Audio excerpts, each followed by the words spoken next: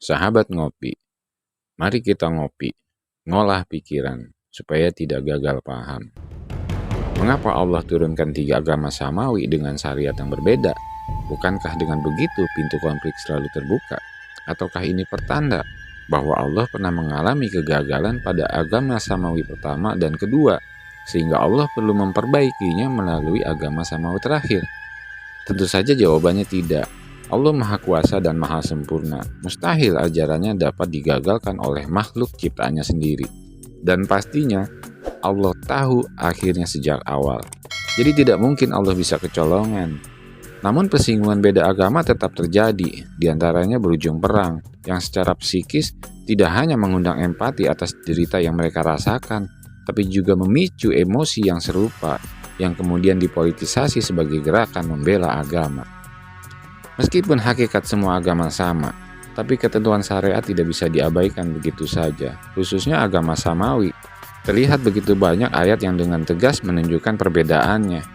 Oleh karenanya, keseragaman agama adalah hal yang tidak mungkin dan tidak sesuai dengan kehendak Allah atas keragaman yang Allah turunkan kepada setiap agama samawi. Atas dasar itu, penyelesaiannya tidak hanya dari sudut pandang yang berbeda dan tingkat kecerahan jarak pandang terhadap masalahnya, namun perlu juga memperhatikan arah pandang yang sesuai dengan kehendak Allah menurunkan 3 agama samawi. Lalu arah pandang seperti apakah yang mesti kita pahami agar sesuai dengan kehendak Allah menurunkan keragaman melalui 3 agama samawi itu?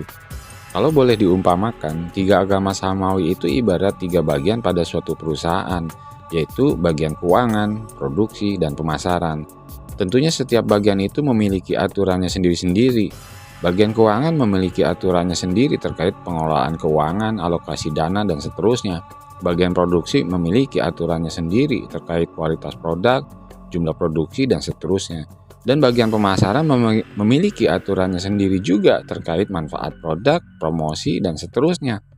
Dengan keadaan seperti itu, maka aturan pada masing-masing bagian itu tidak bisa dipaksakan sama. Namun, meskipun semua bagian itu memiliki aturan yang berbeda, manajer yang berbeda, ruang dan waktu kerja yang juga berbeda, tetapi setiap bagian itu saling terkait dan terikat pada satu kebijakan perusahaan yang sama. Ini artinya, aturan pada ketiga bagian yang saling berbeda itu sesungguhnya merupakan satu kesatuan kebijakan perusahaan yang perusahaan tetapkan kepada masing-masing bagian tersebut sesuai dengan fungsi setiap bagiannya. Jadi maksudnya, syariat 3 agama samawi yang saling berbeda itu pun merupakan satu kesatuan ajaran yang Allah tetapkan kepada masing-masing agama samawi sesuai risalah yang diemban masing-masing nabi pembawanya. Nah, inilah arah pandang yang Allah hendaki, bahwa Allah menurunkan 3 agama samawi itu berupa satu paket ajarannya yang diturunkan secara bertahap kepada masing-masing utusannya di zaman yang berbeda, tempat yang berbeda, dan dengan syariat yang juga berbeda. Namun satu dengan yang lainnya saling terkait dan terikat sebagai satu kesatuan ajarannya. Jadi, perbedaan syariat itu bukan lantaran Allah gagal dengan ajaran sebelumnya, yang kemudian Allah ganti dengan ajaran yang baru dan berbeda. Tapi justru karena Allah hendak menuntun kita agar umat beragama saling berlomba dalam kebaikan. Satu catatan penting, Allah tidak menciptakan keragaman sebagai sumbu peledak yang akan berakhir pada kehancuran umat manusia. Nah, bila pada kenyataannya keragaman malah mengundang perpecahan dan kehancuran, maka sesungguhnya siapakah yang keliru? Ketentuan syariatnya, ataukah cara kita membaca ketentuan syariatnya itu yang keliru?